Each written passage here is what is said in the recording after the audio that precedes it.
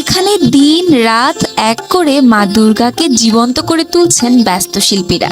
কেউ খুব যত্নে একটি একটি করে ধান বসাচ্ছেন প্রতিমার গায়ে, কেউ অবাক হয়ে দেখছেন ধানের সোনালী আভা। যদি একটুও নড়ে যায় কোনো ধান, আবার নতুন করে বসানো হচ্ছে ঠিক আগের জায়গায়, যেন মাটির গন্ধ আর পুজোর সুরে মাতোয়ারা পুরো গ্রাম। আমি আগে দেখতাম ইন্ডিয়াতে অনেক রকমের কাজ করা হইতো, কিন্তু এবারে বাংলাদেশে প্রথম দেখতেছে ধান দেয়া কারুকাজ করা হইতে আছে। এটা দেখে আমার খুব ভালো লাগতে আছে। পরে পালাইদের সাথে জিজ্ঞাসা করলাম যে এটা করতে কেমন পরিশ্রম লাগে, তারা বলে খুব অনেক পরিশ্রম লাগে, অনেক সময় লাগে।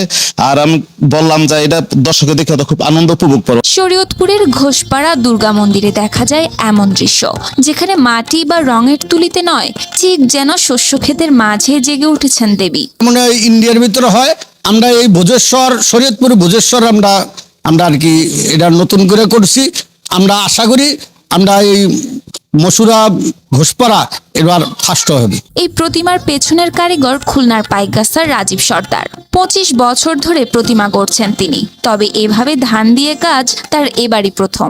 আমরা এখানে দীর্ঘ 3 মাস ধরে কাজ করছি, 6 জন শিল্পী। এবার মাকে ধান দিয়ে সাজানো হচ্ছে।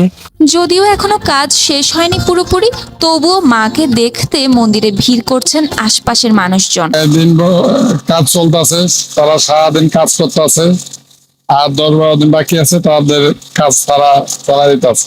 প্রতি বছরই দর্শনার্থীদের ভিন্ন কিছু দেখানোর চেষ্টা থেকেই এই উদ্যোগ বলে জানান সংশ্লিষ্টরা। একটি বিষয় হচ্ছে নড়িয়া উপজেলার ভোজেশ্বরে বেশ সমাগম ঘটে। ওখানটায় সবচেয়ে বেশি দর্শনার্থী, ওখানে 4টা পূজা বেশ বড়, যে কারণে ওখানে যাতে সার্জেন বা ট্রাফিক ব্যবস্থা একটু জোরদার করা হয় এবং দূরে বন্ধ থাকে গাড়ি ঘোড়ার যাতায়াত, সেই ব্যবস্থা এসপি মহোদয় গ্রহণ করবে বলে আশ্বাস দিয়েছেন। এবারের পুজোয় তাই ধানের প্রতিমা শুধু দর্শনীয় নয়, হয়ে উঠেছে শস্যের সঙ্গে আধ্যাত্মিকতার এক অপূর্ব সংযোগ।